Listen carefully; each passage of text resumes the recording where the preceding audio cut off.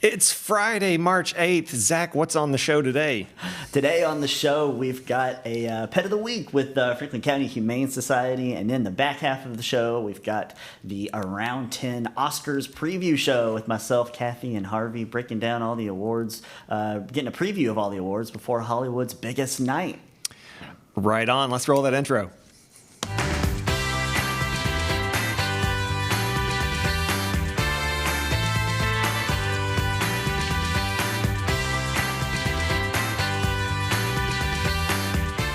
Around 10 is brought to you by Tim and Rebecca Hubbard with Exit Realty Crutcher.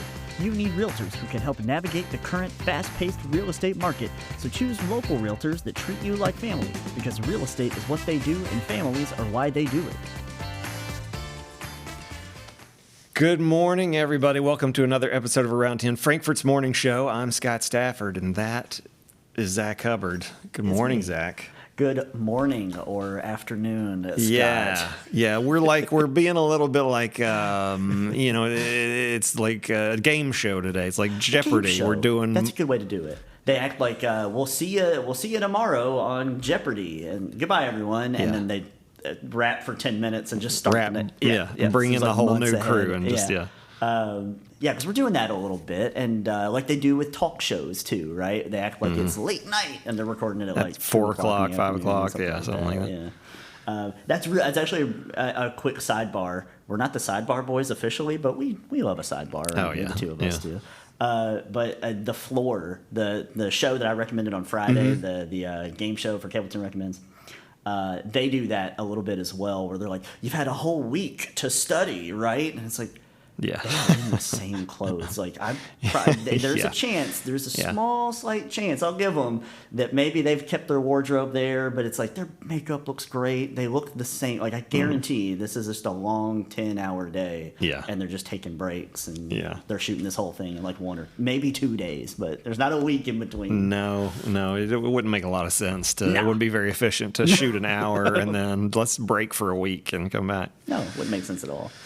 Did you hear the story about a German man, 62-year-old German man, who has had 217 vaccinations? No, of various things? Of the COVID vax. How is that, like... How is your body able to handle that? Is this just like once every week or two? And then they studied him intently when they found out he had done this, and some of the doctors were worried that he would have cell fatigue from being vaccinated that much. Yeah, but apparently he's fine. Huh?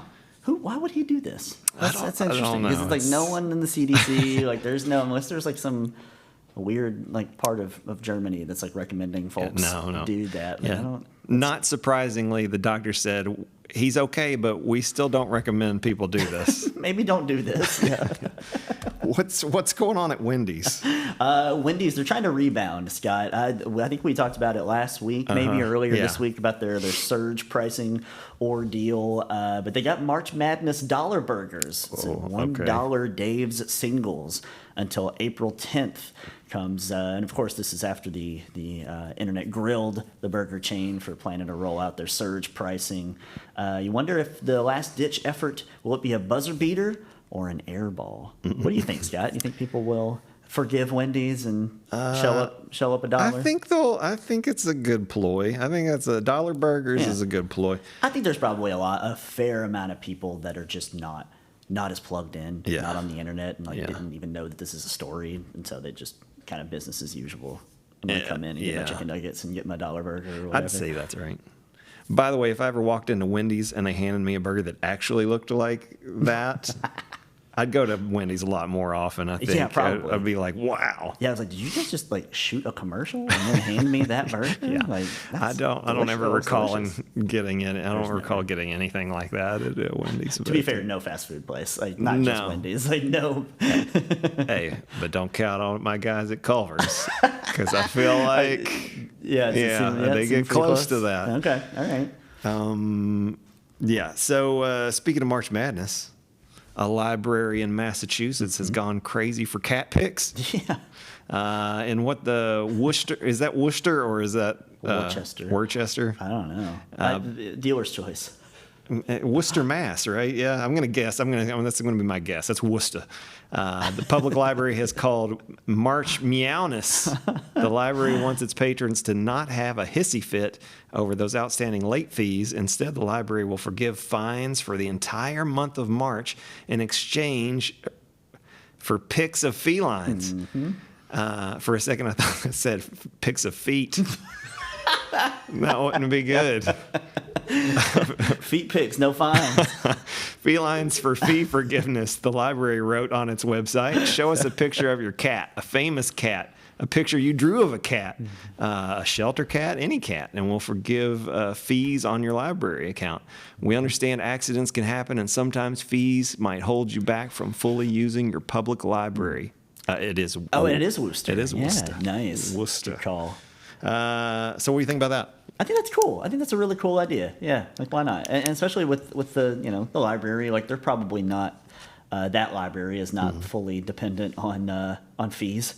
Yeah. to bring in revenue and things like that. It's just kind of an encouragement for folks to bring their books back. So I think this is a smart way to do it. I feel like Paul Sawyer's very lenient on they're laid back on the fees. Yeah, you could maybe you think if I just like snuck into my neighbor's house and try to get a picture of their cat, that'd be all right. Well, you might get charged with breaking and entering, but Okay, well. if the cat maybe hangs out in the window, you could like walk up to the front door and just like snap a pic and do something like that. Yeah, it's hard to believe though. Like with a little bit of the, they're talking about the March Madness burgers and March Meowness. It's hard to believe that we're like at just about tournament time for basketball. It just seems like we still have months to go in the college basketball season, but we really don't. No, it's coming to a close. Conference tournaments are coming week, up. Yeah. I've got a lot of my Louisville fans/friends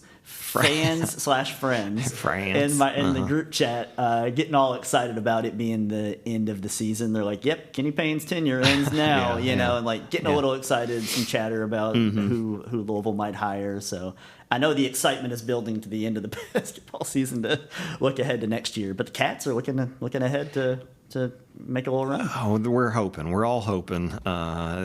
We need it, and the whole the way people feel about Cal will depend on how March goes. It could go either. You think it's like a little? Yeah, because the fans love this team, and you've seen the ability for them to go. Yeah, produce something with them. Yeah. You could lose to a team that you shouldn't, and you can beat anybody. So it could get. Who knows what'll happen. Yeah. I got. Is that it on basketball? Yeah. I got a question for you, real quick. Ooh. So, by the way, we got no question of the day today. We do have a question of the day, but just for us. But just for us to talk about, and people can chime in. Okay, on Facebook, we're gonna do, and then they can also send some texts, and me and you will see it on Monday. Well, that makes sense. We might be able to recap some of those. Okay, but we're asking because the Oscars are Sunday, and we've got our big preview show later on in this episode of Around 10. But we're asking folks just real quick what movie they have seen the most. Maybe they haven't seen all of the Oscar-nominated movies, or maybe they don't even plan to watch the telecast like I do, all 3+ hours of it on Sunday night. But we're just asking folks out there what movie they've seen the most. It might not even be their favorite movie. Usually it is, if it's a movie you've seen the most, I would think. But it could just be something you've seen, like, I don't know, man, I've seen Shawshank Redemption like so many times because it's on TNT like every other weekend, even though maybe it's not my favorite, but yeah. Do you want to take a crack at it first? Where are we at? With the question? Yeah. My answer is definitely Tommy Boy. And it probably is my favorite movie, but I've seen it the most. I watch it now. I watch it like every year, but as a kid, it was that and Austin Powers 2 on VHS. Okay. I just ran that tape. I would run it through, hit rewind, and then hit stop, and then play again. Yeah. While I was like doing homework and other stuff in my room. But. Yeah. I didn't see this until right before we started, and I'm thinking it through in my head, and so I'm not the type that has ever, as an adult, like really hammered anything and watched it a lot, and like something I love, I'll watch it once, and maybe if it's on a real heater, I'll do it once a year, because I try to like You know, I don't want to overdo something, and I don't want to kill it. You don't want it to lose its luster. Right. Yeah. I want it to get completely fresh when I watch it the next time. And so I'm thinking in my head, so a lot of the things that I've ran into lately, I probably haven't seen all that much really. So that means like, so maybe something I watched as a kid, heavy, might be in the lead, and so I lean towards maybe if you actually had the numbers that Pete's Dragon might be. Oh, sure, yeah. Because that was like Mom and Dad had HBO, and my HBO back in the day would just show it, and then they said, I just wanted That's a big movie we're coming out with this week. Like this is the one we're premiering on HBO, like on Saturday night or something, and they would roll that thing all week. Yeah, and they said that was the one that I would just watch and watch and watch. So maybe I really racked up some numbers when I was a real little kid, and then that one I've watched, watch it every. Well, with Sophie, eventually and I'll throw it in every now and then, but and for me it doesn't count like the Jungle Books and the Lion Kings, like those, the Disney ones that we would just roll all the time, me. Apart from that, I'm probably would say close to it would be the stuff in the 80s that, again, I was young, I've seen it, and VHS comes out, and so you watch it a lot, and so I probably like Raiders and Back to the Future, and Goonies. I'm gonna think those three are probably up there. Those are good calls. All Classics. those. And I'm probably I feel like I've watched all three of those, about the same amount, I would guess. So if you're watching this on one of the many times it shows, then send it an answer to us at the text machine. There you go, 502-353-0233. Just like Zach said, we'll read those answers and maybe we'll talk about some of them. Yeah. All right. What do you think? Pay some bills? Let's pay some bills. In today's fast-paced housing market, you need realtors with experience who understand that timing is essential when finding the perfect home for the right price. Tim and Rebecca Hubbard with Exit Realty Crutcher are here to ensure that you and your family have a positive experience from start to finish. Real estate is what we do, and families are why we do it.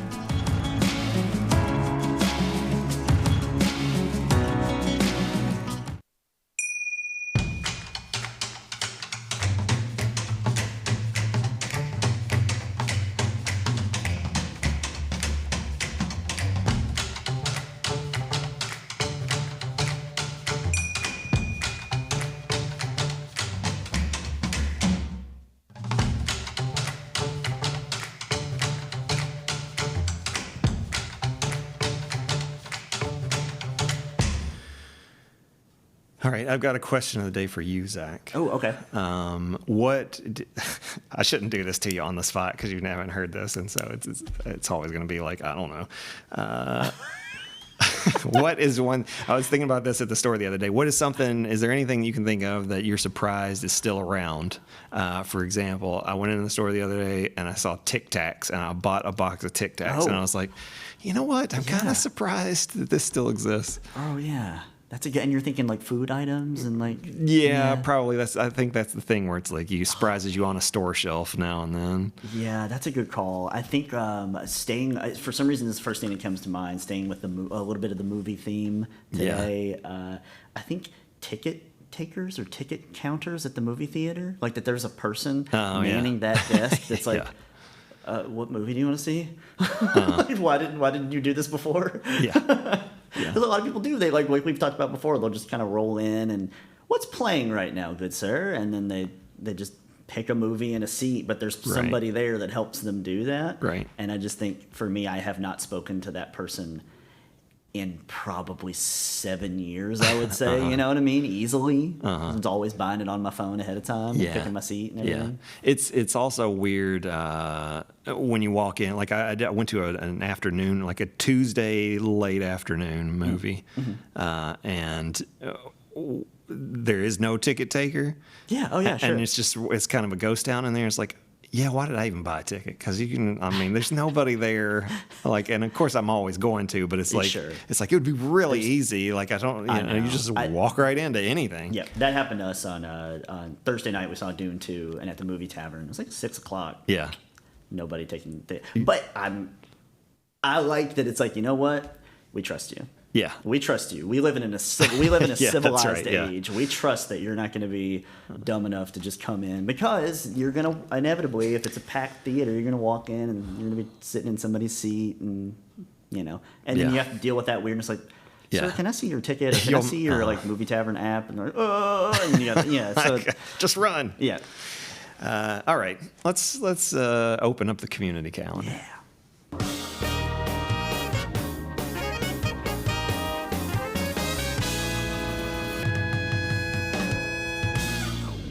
How about a little Kiwanis pancake breakfast on March 9th from 7 a.m. to 11 a.m. The Kiwanis, that's tomorrow. Mm-hmm. And the pancake breakfast is at Franklin County High School cafeteria from 7 a.m. to 11 a.m.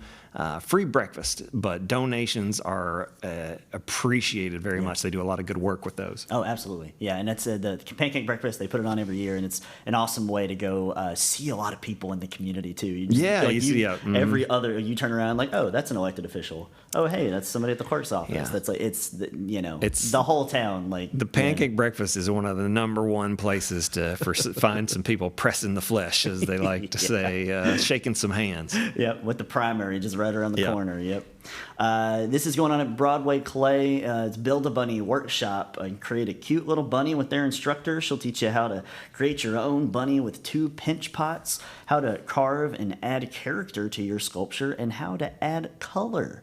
Very cool. It's an all-ages event going on there at Broadway Clay. This is on Saturday at 9:30 in the morning.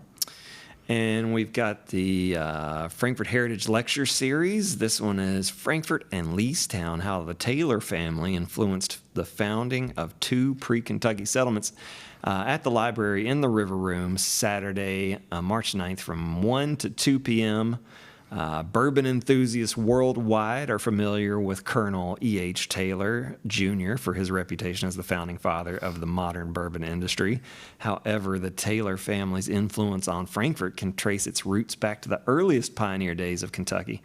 This presentation will discuss the lives, influence, and legacies of select early members of this prominent Kentucky family, including Surveyor Hancock Taylor, Commodore Richard Taylor, Reuben Taylor, and their relation to the founders of Leestown, for whom the town was named. Dr. Richard Lawrence Taylor will be the presenter for this installment of Frankfort Heritage Lecture Series. What do you got to do to be a Commodore? I don't know. I don't know what the training is to... Yeah. Lionel Richie was one. Really? Yeah. The Commodores. That's good. But I would like to know what you have to do, because I like that title. That should be a good program, though. All the lecture series are really good. We've got them all up on the Cable 10 YouTube channel as well. And they're talking about getting your name out there quick and getting registered for it. I think they had to open up more seats, because they were running out of seats, I think, the last time at the library. So go check that one out. Yeah, Richard Taylor, of course, renowned author here in Frankfort, and also they run the Poor Richard's bookstore downtown. So that should be a good one. Another event at Broadway Clay, the Easter Painting Party. Want to create timeless memories with your special people? They have a few options for you at the Easter Bisque in the shop. Is that how you pronounce that? I think so, yeah. Bisque? Okay. Purchase a ticket for the painting party. It's going on Sunday, March 10th from 2 to 3:30. This should be fun. You register with Broadway Clay. Zack, we visited our neighbors at the Franklin County Humane Society to meet Hallie and Willa. Yeah, a couple of adoptable cats with feline leukemia virus. Cat specialist Angie Bartley and Jessica West told us more about FLV and the pair that you can adopt together or separately in this week's Pet of the Week.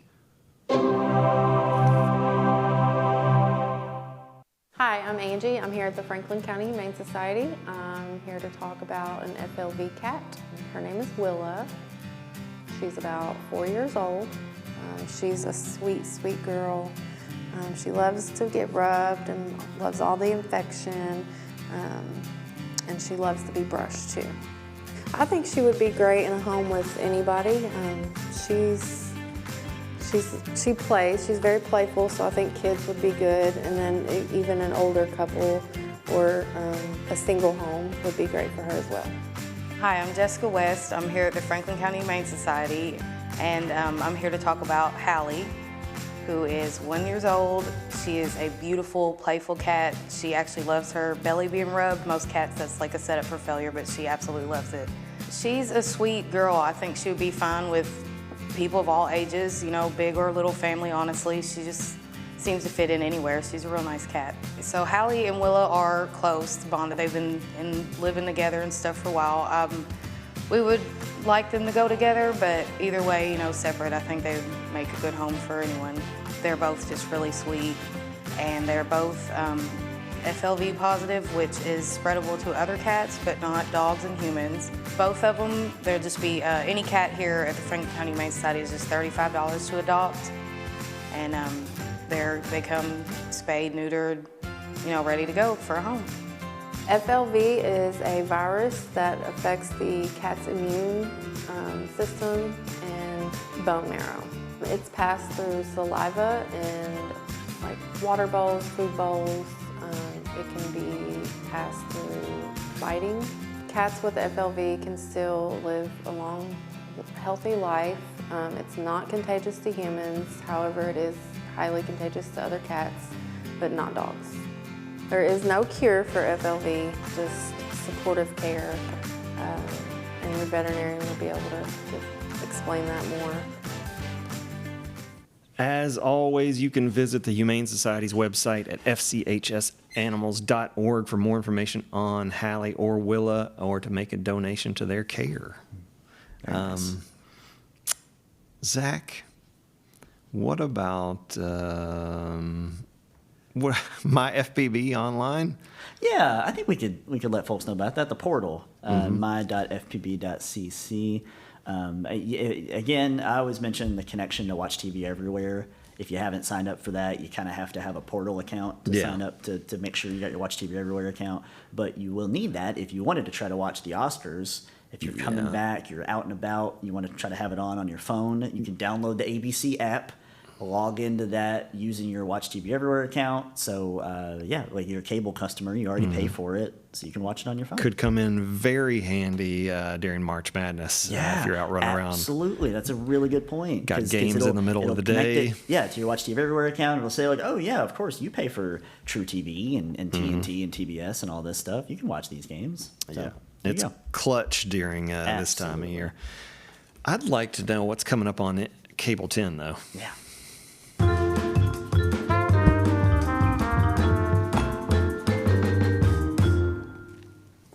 Okay, Friday night we will have the championship games from March 1st for the 41st District basketball championships there. And then Saturday we'll have the whole 41st District tournament for you, girls and boys. It starts at 12, all 3 nights, 6 basketball games for your enjoyment all day. And of course, those are all out there on our YouTube channel as well. And then Sunday, we'll have a couple of meetings catching you up from the last couple of weeks. But then at 5 o'clock is the 50th anniversary of the Freedom March on Frankfurt from March of 2014. And then at 7, we'll have the 60th anniversary of the Freedom March on Frankfurt from this past Tuesday, March 5th, 2024. And then in our Wednesday episode is when we had the highlights. We had a couple of interviews that Paw put together. It was really great, and that's also out there on our YouTube channel as well. And then Monday, live around 10, me and Scott will be here breaking down the Oscars and talking about some of the winners there. And then 3 o'clock, it's the live City Commission work session. It'll be on Cable 10, but also be streaming on the city's Facebook page and the Cable 10 YouTube channel. It's a reminder there that this year, I think they're trying to start doing those work sessions at 3 o'clock now instead of the normal 5 o'clock start time. So trying to get folks home earlier. Yeah. That's a good idea. Yeah. Let's heat things up. Let's do it.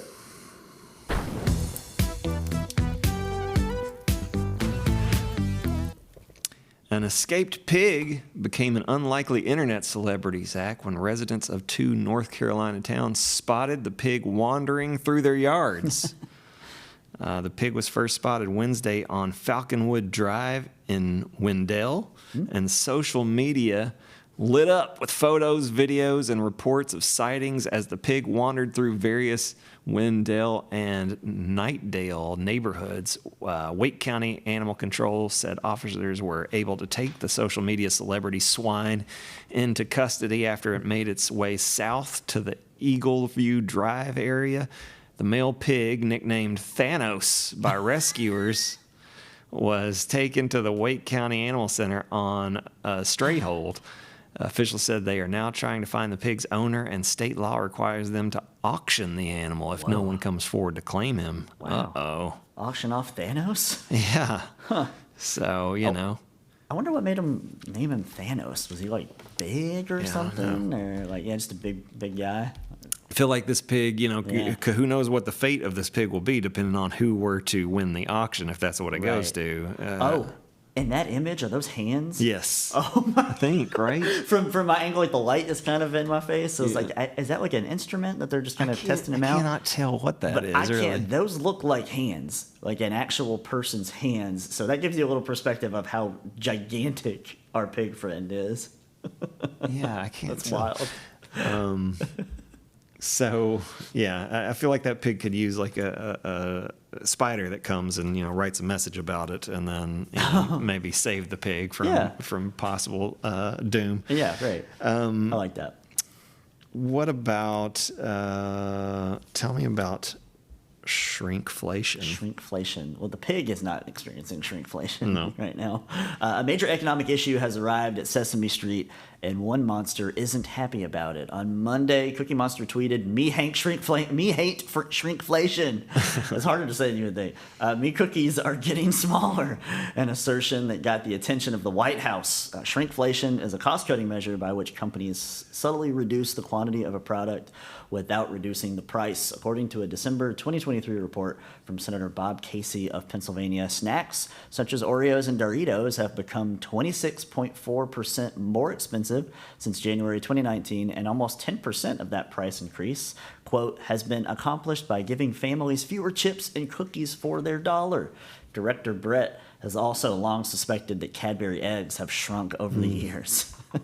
Might be his theory. A number of political leaders weighed in on Cookie Monster's tweet, with Senators Elizabeth Warren, Chris Van Hollen, and Sherrod Brown responding. Brown tweeted, "People in my state of Ohio are fed up. They should get all the cookie that they pay for."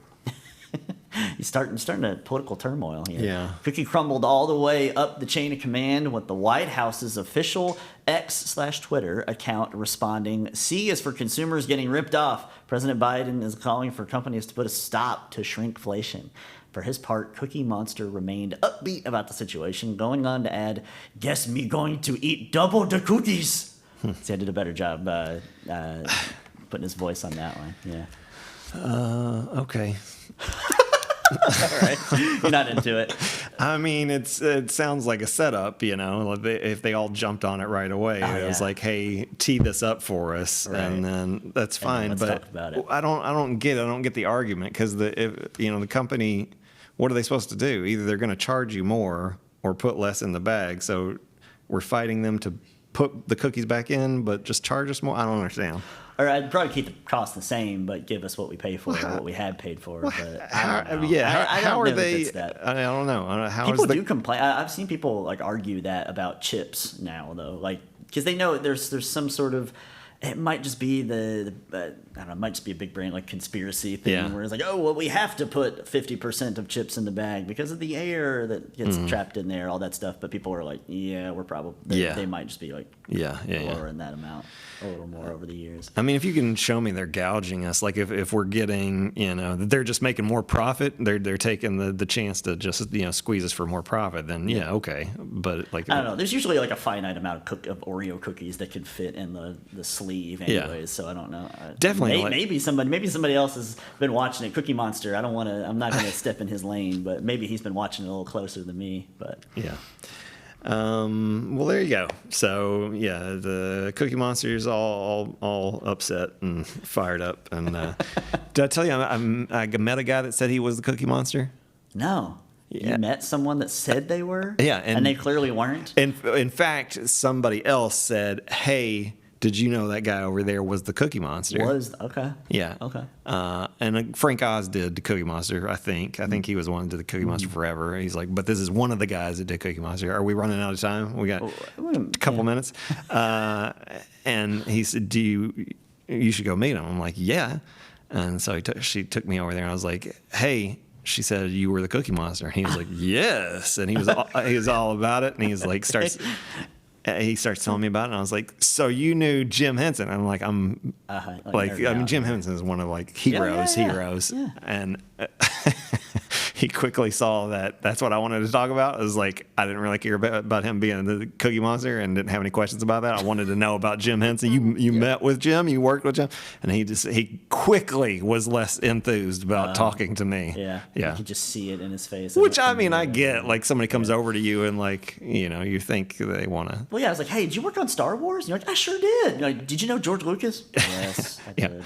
Yeah. So there you go. Yeah. Cookie Monster. Not to ruin it for everybody. No. I don't know. Yeah. He's real. But yeah, we got Oscars preview. Yeah, we're gonna show our Oscars preview that me and Kathy and Harvey recorded a few days ago ahead of the big show on Sunday night. Yeah, so let's take a look. It's Oscars time. We love Oscars time. Yeah, we've been looking forward to this. Yeah, Hollywood's biggest night. Right. Can't wait. I feel like we're on the red carpet.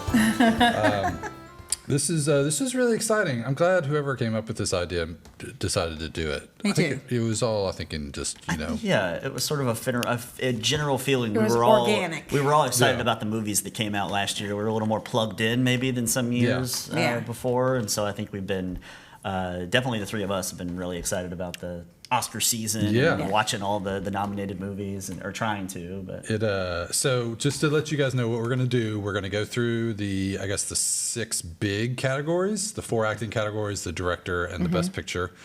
We are going to make our personal picks, and then we're going to make a prediction on what we think the Academy will do. There were 10 films in the Best Picture, and that covered most of the main categories. There are a couple sort of outliers. I saw all of the films in the main categories that we're going to talk about, which I thought was, I don't know that I would have normally done that.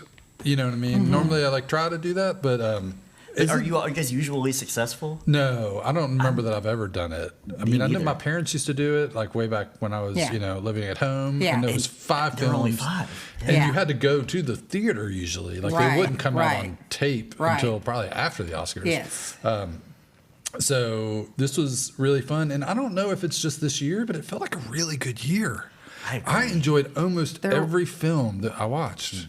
Yeah, I enjoyed a lot of them. Yeah. And it was hard to pick then. It's like, obviously, it's a good movie, and and it's being recognized. And again, like I've said before, because of this challenge, I've watched way more movies than I probably would have watched, and I watched movies that I probably would never have watched. Yeah. And it's been enlightening, and it's been good, and just to kind of open yourself up to new things. So all 3 of us watched all 10 of the Best Picture nominees, right? Okay. Yes. Yeah, that's good. I finished 3. The 3 I had left over, I watched this past weekend. Okay. So I'm fully in. So it'll be interesting to see, was there recency bias or early bias? Judging by my personal top 5, which we'll get to in a second, there is one of the 3 I watched this weekend that made it into my top 5. Yeah. So I run both sides because the very first one I watched, I think is going to be my number 1, and then my very last one I watched moved a bunch of stuff because it moved up really high, and I was like, oh my gosh. So anyway, so it was fun. I think Kathy won the contest. She saw the most films. I think so. Okay. Well, I haven't counted them all yet. Okay. I'm at Recording about this- 28. Yeah. Wow. of the 38. Of the 38. Yeah. I think Nice. I ended up in maybe 18. Let's start with Best Supporting Actor, which is like I think one of the harder It's my hardest categories one, in the whole deal. So, and we're going to start with what we think.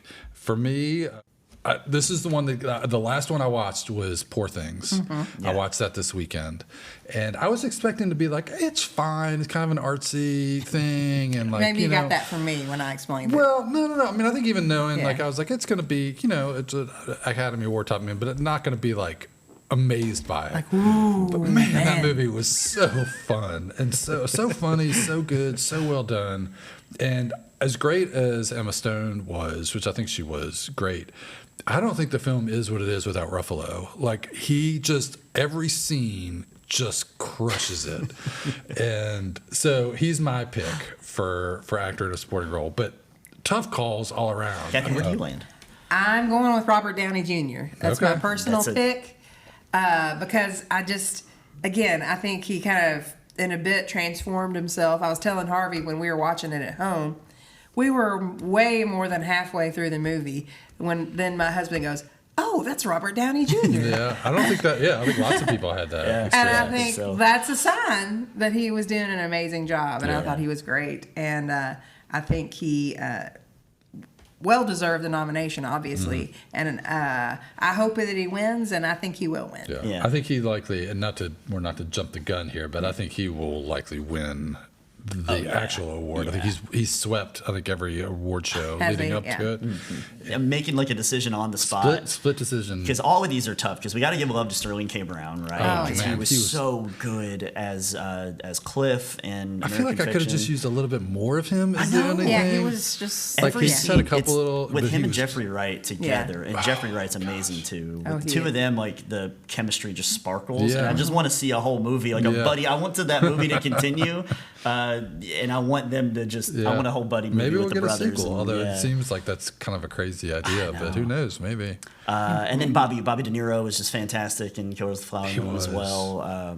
But I think I got to give it to Ryan Gosling as Okay. Ken. Just brings so much of the comedy, and I don't know. Yeah. That performance is just He made me wild to laugh me. Like, on that. constantly. But again, it's 5 of some of my favorite performances of the year, all Yeah. right here in this category. So, but I think I'm going to go Gosling though. okay.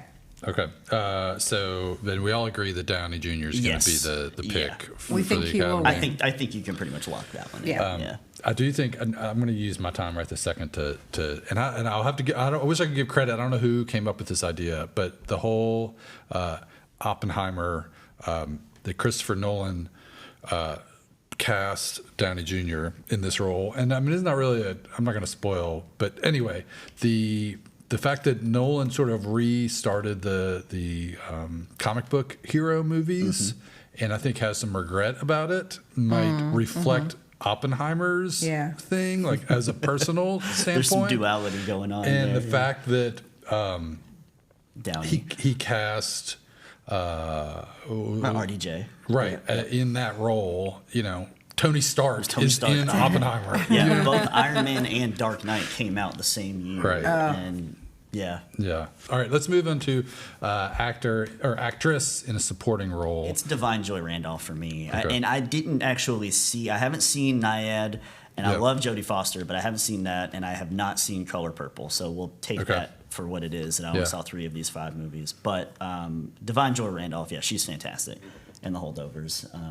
She just brings such an excellent heart. I mean, the movie is heartwarming in general, but yeah, I just love her character and her performance, though. I'm going to agree with the call on her. I thought she was amazing in that movie. I'll give another shout out though on I think Jodie Foster. It was really good in Naiad. Yeah. Naiad was a perfectly fine movie, and I think without her, it's not very good. Do you know what I mean? And I think she brought it from average to like a really good, Above, like yeah. nominated. So that's my pick. What about you, Kathy? Well, I think Divine Joy Randolph will win. Okay. And I thought she was great. But if I'm going to go with my personal pick, Yeah. I had narrowed it down between Jodie Foster and Danielle Brooks, Okay. who was in The Color Purple. Yeah. And I've decided on Danielle Brooks because I just think she's great. She's a great actress. she was in Orange is the New Black and was awesome. But then just seeing her in this role, and it's kind of an iconic role, and it's the role that Oprah played in the original Color Purple. And I think she just really embraced it, and I just love seeing her do her thing in The Color Purple. It was great. But we all agree on Divine Joy Randolph as the Academy's choice. And Zach and I agree as personal, and Kathy zagged with which is great. I love it. Personal choice. Yeah, absolutely. I mean, I'm predicting the winner. Yeah. Yep. Oh yeah. The personal choice. Best actor. I've got Paul Giamatti because I love Paul Giamatti. That's my personal choice too. I love The Holdovers so much, and as great as Divine Joy Randolph was, and she was great, I thought Giamatti just crushed it. And I think there were the rest of them I thought were really good. I thought Cillian Murphy obviously was fantastic in Oppenheimer, and I enjoyed Bradley Cooper in Maestro, even though it was probably not my favorite film of these. But and not to forget Jeffrey Wright, who I thought was just unbelievable in American Fiction. Yeah, me and Amanda were watching, and we both said, I love Jeffrey Wright. And love his swagger and his everything he brings to all of his roles, but his voice is just like we said. We just want him to narrate every single audiobook that has ever been in existence, That's and a good call. I'll listen to it. So, all right, what about you, Kathy? Okay, my personal choice was Bradley Cooper in Maestro because I just thought he was great. I thought the two leads in that movie were just so good. Yeah. And I know that he maybe just hearing kind of his backstory and that he brought this movie to film. He had worked so hard on it, directed it, produced it, learned how to become for like 6 years. Learned how to become a conductor. So that's that kind of with that kind of performance, it has to be a personal pick for me. And that's a good point. His performance, I would say it was a 3-star for me. It was a 3-star movie. And then the whole scene in the London, was it the London Symphony, I believe? That whole scene brought it up a whole nother star. But that's because of his performance. And I think, honestly, he would be a favorite in almost any other year. Do you know what I mean? Probably. It speaks to how strong I think the other contenders are. Or contestants.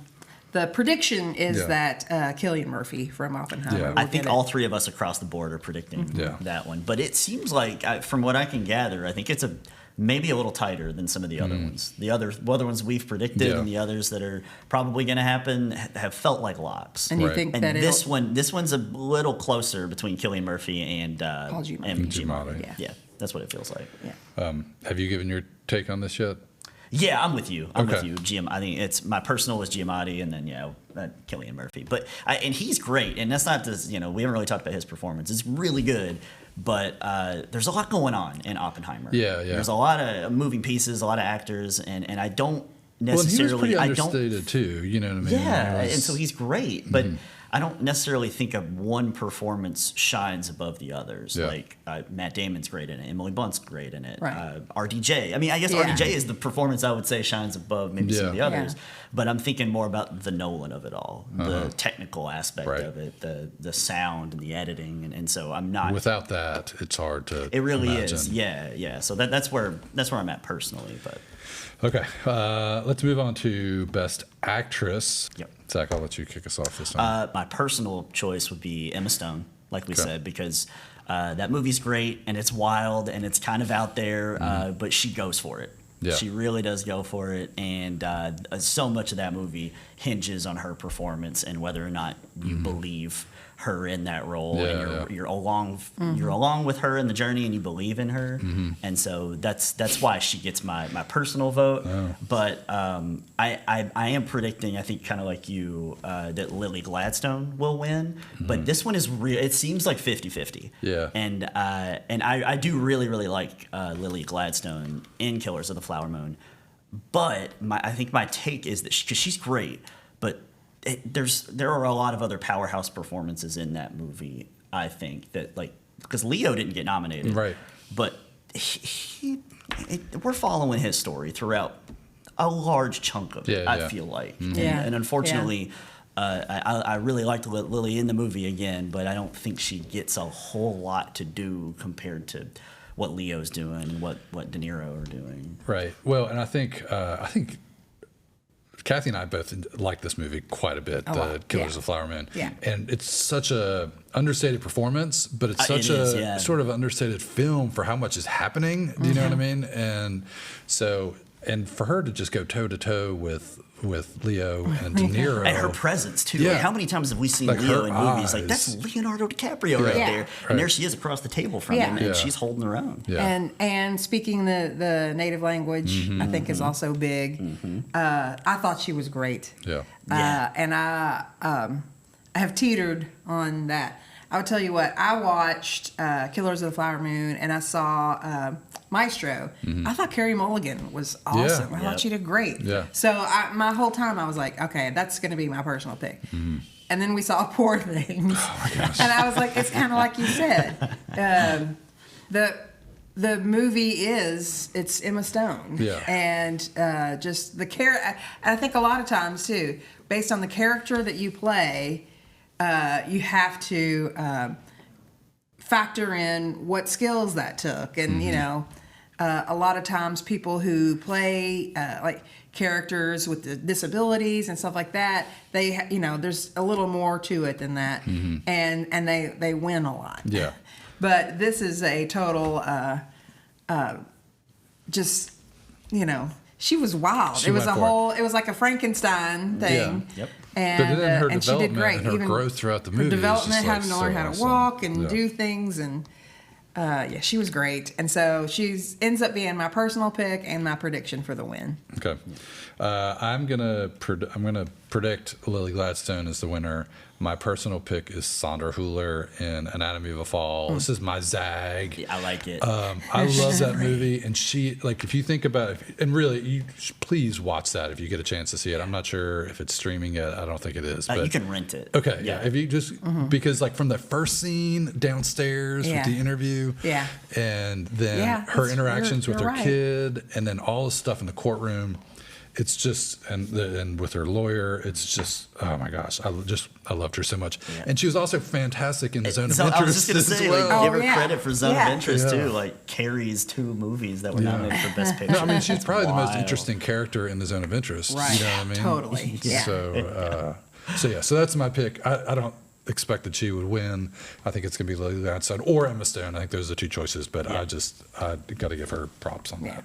Another fantastic, run of directors. Really? Yeah, absolutely. But we all agree across the board that this is going to be Christopher Nolan's night for director, and I think we all agree with that as being. I mean, as far as the technical execution of the film, I don't know how you can really. Although, I mean, honestly, they all. If you look at, all have their Lanthimos, Glazer. I mean, they all executed really well. They had a vision and they pushed it through. But I think Nolan is just a step above everybody this time. I think so, and I think Major production overall. Just again, the way he handled everything. From the actors to the shots to the effects and the sound, and it was all of that. And the fact that it was did really well in the box office and critically, right? That's sort of a crossover that you don't always see. Right. And it feels like they're christening Nolan, like giving him credit for this movie, but also the History, Dark Knight, right. Inception, the Interstellar, like everything kind of leading up to this a little bit. He's never won director. I think that he win for screenplay on one of maybe. those. I'm not 100% sure. Okay, sorry. But do give some love to Zone of Interest as well. That's a movie to be experienced. I think it's definitely not a tough, or it's a tough movie. It's not a one you just put on a Sunday afternoon while you're doing dishes or whatever. It's a sit and think and watch and experience, I believe. Right. Yeah. Well, I you can't, probably not everybody can do it this way, but I watched mine on a plane with headphones, and it was like I couldn't imagine a more intense way to experience that movie, like by myself, and then fully affected. I mean, the sound design on that movie is amazing. I hope it wins best sound. Okay. Yeah. I would vote for that for sure. All right. Last category is best picture. The nominees are American Fiction, Anatomy of a Fall, Barbie, The Holdovers, Killers of the Flower Moon, Maestro, Oppenheimer, Past Lives, Poor Things, and The Zone of Interest. We're going to give each of us the ability to do our top 5. Okay. So, Anybody want to go first? So we do top 5 first, and then our predictions. And then our predictions, yeah. Kathy, why don't you start? So. Killers of the Flower Moon. Yeah. It was great. Oppenheimer, loved it. American Fiction, so good. And again, the acting was so good in that, and really I just love a good story. Oh, it's such a great story. I love a good story. Yeah. Past Lives. I love. we haven't Past mentioned that Lives. at all. And we We haven't haven't mentioned it mentioned at it. all. No, yeah. And it was so good. Another really good story, and it's up for best screenplay too. Yeah. And that kind of film is the one that draws me in, and you Yeah. really get invested in the characters. Yeah, and it doesn't overstay its welcome either. Yeah.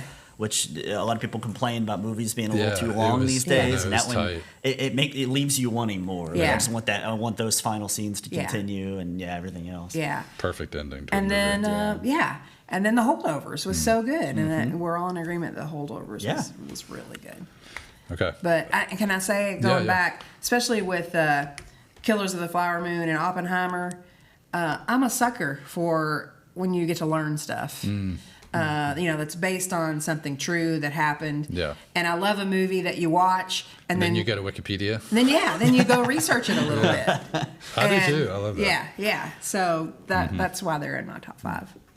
All right, Zach. Okay, number 5, Yes. Poor Things. Number 4, Past Lives, which I just watched this past weekend. It's really fresh. Oh, and it entered into the discussion. Yeah. So good. And then 3, 2, 1 are very, very close. But I think I got to go Oppenheimer at 3. Barbie, which we haven't talked a ton about Barbie, right. is 2. And a lot of that has to do with the way I saw it and the conversation and the fact that movies were the main topic of pop culture for that whole run, that kind of summer with Barbenheimer. So that made it really fun to be able to have a really good experience seeing it with a lot of friends, and then seeing Oppenheimer the next day with my wife and my dad, and so have really special attachment to that and those 2 movies. But then number 1, I think, is Holdovers. To be quite honest with you, is one that it ended, and I'm like, yeah, man, that's how you do a movie. Right. They don't make them like this anymore. And it left me feeling warm and fuzzy, and it is entered my yearly, if I can, Christmas movie lexicon. Yeah. I think I saw it maybe 3 yeah. weeks after Christmas, and Yeah. so the vibes were still kind of there. Yeah. And I loved it. That's Okay. a good plan. How about you? I like Zach, and you and I are very close in our list, which I There's really only a couple like. that was switched. Yeah. So you had Poor Things and then Past Lives, and I'm going to go Past Lives and Poor Things. But honestly, I love both of those movies, and I just wanted to put them right up there. I've got Oppenheimer at 3. Again, this is just more of a zag. I mean, I enjoyed Oppenheimer a lot. And then my top 2, I've got Holdovers at 2. But I changed that last night. I had it at 1, and then I changed my mind. Yeah. And at number 1, I've got Anatomy of a Fall. You love that movie. Nobody Yeah, else. you really. I remember you telling me about it. Had that on their list, and it was my first film that I watched from this whole run, and I enjoyed it so much, and I almost went back and watched it again last night, but ran out of time. But yeah, so that's my pick, and.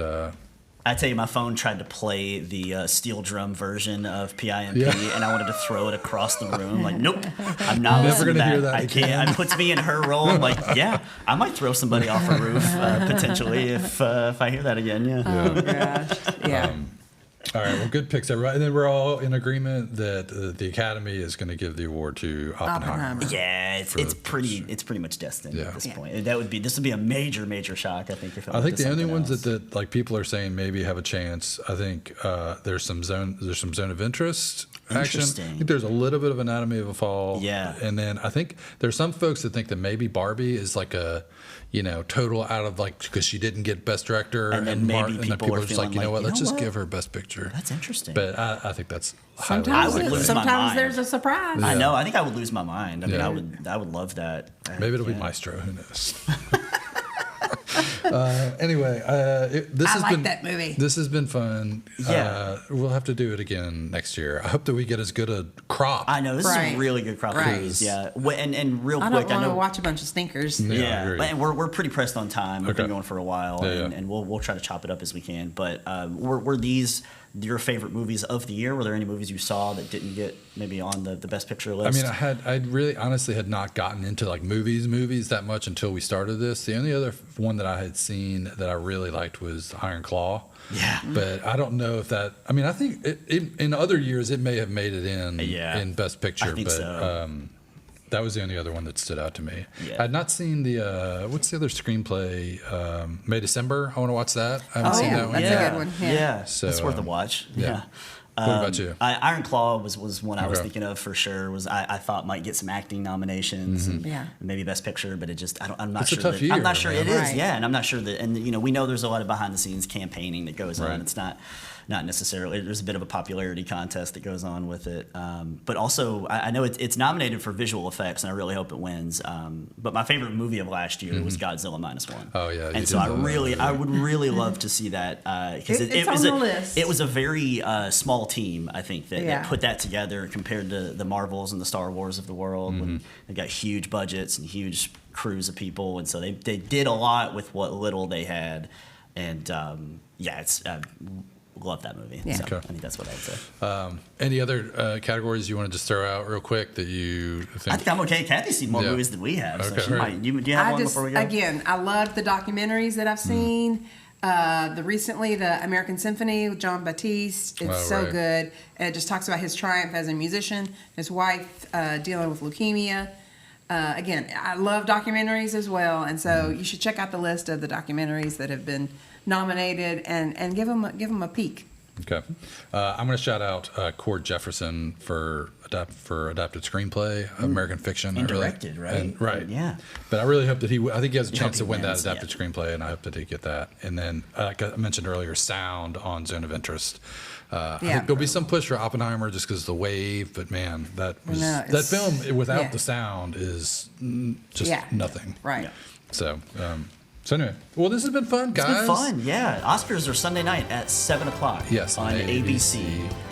And you guys will be back on Monday to wrap it up. Yeah. Hopefully that's there right. won't be anything controversial like that you have to talk about. You can just, Do you remember me and Scott? We were on the morning after the slap, Right. and that was an no interesting one. slaps So this hopefully year. nothing like that. yeah. Hopefully no one gets No hit slapping. live on Right. stage. Yeah. all right. Well, this has been fun. Thanks, guys, and we'll go back to the studio on Friday. Yeah. So, would you all have fun doing that? That was a lot of fun. Yeah, that was a great time. It'll be fun to see how our picks turn out on Sunday night, 7:00, ABC. All right, and we'll be back on Monday.